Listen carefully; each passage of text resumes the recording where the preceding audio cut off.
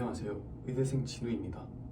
이번 영상에서는 수능이 50일도 채 안 남은 일명 파이널 기간에 수험생분들이 하셔야 할 데일리 공부 루틴을 알려드리도록 하겠습니다. 참고로 이 데일리 루틴은 제가 연대 공대에서 경희대 의대로 갈 수 있었던, 즉 반수에 성공할 수 있었던 핵심 공부 방법이자 제가 현역 때는 이 루틴을 하지 못해서 아쉬움이 참 많이 컸습니다. 따라서 여러분은 수능 전에 이 루틴을 한번 해보시기 바랍니다. 일단 오전 7시에 기상을 합니다. 물론 이때보다 더 일찍 일어나시는 학생들은 더 일찍 일어나셔도 됩니다. 근데 최대한 적어도 오전 7시까지는 일어나셔야 합니다. 그 다음 저는 아침 식사를 했습니다. 근데 저는 약간 소화가 안 되는 편이라 빵과 우유로 대체했고요. 그 다음에 머리를 깨워주기 위해서 아침 공부에 들어갑니다. 이때 아침 공부는 그냥 전날에 자기가 부족했던 공부 내용들, 그런 것들 위주로 공부하면 되겠죠. 그리고 저는 이 시간에 보통 커피를 한두 잔 먹었습니다. 전 커피에 잘 반응하는 몸이어가지고 커피가 되게 도움이 됐던 것 같아요. 이 아침에 하는 과정들은 약간 체조라고 생각하시면 될 것 같아요. 머리를 예열하기 위해서 뇌를 체조를 시켜주는 거죠. 자, 여러분, 수능 때 국어는 몇 시에 보죠? 그렇습니다. 아침 8시 40분에 보기 시작합니다. 저희도 똑같이 아침 8시 40분에 국어 모의고사 1회분을 정해서 풀면 됩니다. 이때 기출이어도 좋고요. 뭐 사설이어도 상관없습니다. 그냥 국어 모의고사 한 회분을 풀면 됩니다. 물론 수능 때랑 마찬가지로 80분 동안 풀어야 되고요. 자기가 수능 때 풀 순서, 뭐 비문학, 문학, 뭐 언매, 뭐 이런 순서를 자기만의 순서가 있다. 그러면 당연히 자기만의 순서대로 이 모의고사들을 풀어줘야겠죠. 우리가 수능날 국어를 어떻게 80분을 운용할지에 대해서 우리는 이날 매일매일 연습해보는 겁니다. 국어 모의고사를 다 보면 오전 10시가 됩니다. 수능 때도 국어 모의고사를 다 보면 오전 10시가 되죠. 하지만 수능 때는 국어가 끝나고 30분을 쉽니다. 저희는 당연히 30분을 쉬면 안 되겠죠. 저희가 30분 쉴 때 남들이 계속 공부하고 있다는 걸 생각해 봤을 때 저희는 국어를 80분 정도 풀고 10분 정도 휴식을 취하면 될 것 같습니다. 오전 10시 10분에는 수학 모의고사 한 회분을 풉니다. 이때도 마찬가지로 기출도 좋고요. 사설도 상관없습니다. 그냥 수학 모의고사 한 회분이면 됩니다. 수능 때와 마찬가지로 똑같이 우리는 100분을 풀어줄 거고요. 이 100분 동안 뭐 문제 푸는 것도 마찬가지고 중간중간에 넘긴 킬러들, 준 킬러들 이런 거 다시 다 분석해보고 상황 이해까지는 해보고 검토까지 다 끝내는 시간이 100분이어야 합니다. 하지만 수학 같은 경우에는 등급별로 푸는 속도나 푸는 시간이 다 다르기 때문에 제가 정해드리겠습니다. 자기가 킬러까지 다 건들 줄 안다 하시는 분들은 당연히 100분을 풀로 쓰시면 되겠고요. 자기는 킬러까지는 아직은 부족하다, 킬러는 수능 때도 아마 못 풀 것 같다, 넘길 것 같다 하시는 분들은 한 80분 정도로 시간을 체크하셔서 수학 모의고사를 풀어보시면 될 것 같습니다. 수학 모의고사를 대략 80분 정도로 봤다고 가정하면 오전 11시 반이 됩니다. 오전 11시 반은 점심을 먹기에는 조금 이른 감이 있습니다. 이때 앞서 풀었던 국어와 수학 모의고사들을 채점하고 오답을 하시면 될 것 같습니다. 이제 12시 정도가 되면 점심을 드시고 휴식을 취해주세요. 우리는 수능 때도 정확히 이때 이 정도의 점심을 먹고 휴식을 취하기 때문에 똑같이 행동해 주셔야 합니다. 점심을 먹고 나고 휴식을 취하면 오후 1시가 됩니다. 오후 1시에는 영어 모의고사를 풀어줍니다.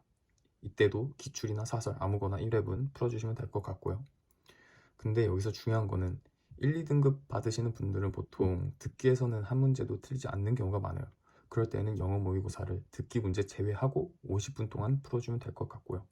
자기는 듣기 문제를 한 문제라도 틀린다 하시는 분들은 20분 추가해서 총 70분 동안 모든 영어 모의고사 문제들을 풀어주시면 되겠습니다.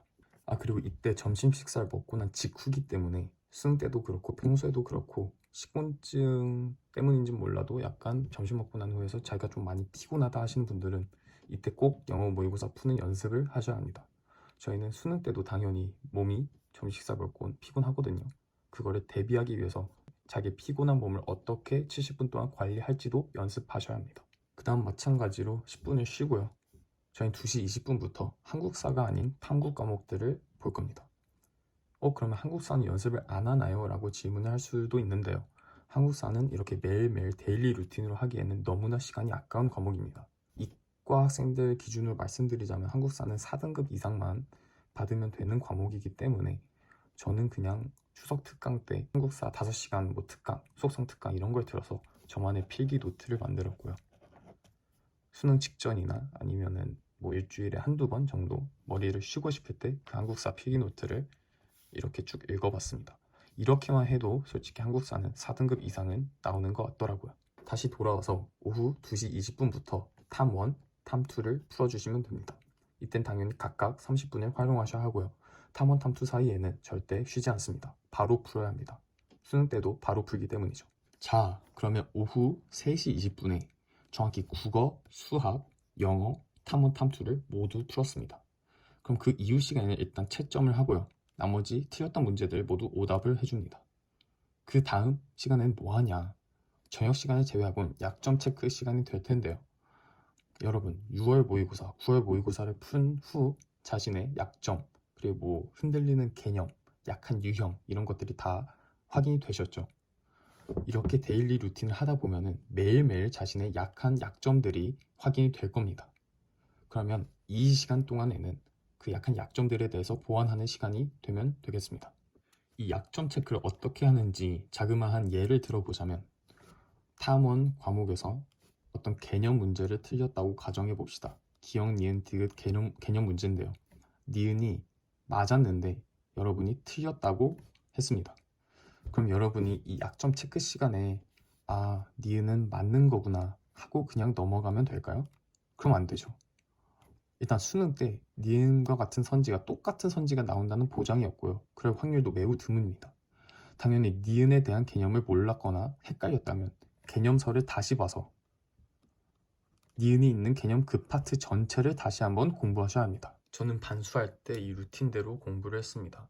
그리고 이 루틴대로 매일매일 공부를 하면서 매일매일 저의 실력이 나날이 상승하는 것을 느꼈습니다. 이 루틴은 실력이 상승할 수밖에 없습니다. 매일 이렇게 국, 수, 영, 과탐을 차례차례 풀어주고 채점을 하고 틀린 건 오답하고 틀린 것에 대해서 약점들은 매일 체크해주고 이걸 반복하다 보면 실력이 못 느는 게 이상하죠. 그치만 제가 고3 때는 왜 이 방법을 알았는데 하지 않았냐? 몇몇 학생분들은 공감하실 겁니다. 이 방법 알아도 이런 의문점이 들었습니다. 나는 아직 이럴 실력이 아닌데 나는 아직 탐구 개념도 부족한데 저렇게 탐구 한 과목 전체에 대한 모의고사를 풀어도 될까? 라는 의문이 들었죠. 맞습니다. 실력이 부족하면은 시간을 저렇게 정해놓고 한 모의고사 한 회부를 푸는 게 약간 무의미하다라고 생각할 수도 있습니다. 하지만 일주일에 2번 내지 3번이라도 이 루틴대로 하시길 바라겠습니다. 제가 만약에 고3 때도 이틀 내지 3일 이 루틴대로 했었더라면 수능 당일 떨지 않고 멘탈적으로 안정된 상태에서 감각을 최대한 끌어올린 채 수능을 볼 수 있었을 겁니다. 하지만 그러지 못했죠. 여러분이라도 D50 수능 공부 루틴 제가 알려준 방법대로 한번 해봐서 수능 때까지 자신의 실전 감각을 최대치로 끌어올리시고 또 자기의 약점들은 바로바로 체크해보는 그런 시간을 가졌으면 좋겠습니다. 자기는 그래서 매일 이 루틴대로 하기가 좀 버겁다 하시는 분들은 3일에 한 번이라도 이 루틴대로 하시고 나머지 그럼 이틀은 뭘 하냐, 이 약점 체크 하실 게 아마 그럼 좀 많으실 편일 거예요. 그거를 이 나머지 이틀 동안 약점 체크를 하시면 됩니다. 또 나머지 시간은 자기 공부 원래 하던 거 하시면 되겠죠. 여러분 얼마 전에 D100이었는데 벌써 D50이시죠? 시간 참 빨리 갑니다. 그 빨리 지나간 50일 동안 진짜 가슴에 손을 얹고 한번 생각해보세요. 정말 최선을 다하셨나요?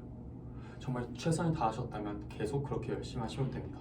하지만 자신의 100% 기력을 발휘 못했다 하시는 분들은 남은 52일이라도 자신의 최대치를 끌어올려 공부하시면 되겠습니다. 대학 입시라는 게 제가 생각하기로는 19살까지 인생 중 넘어야 할 최대로 높은 산인 것 같습니다.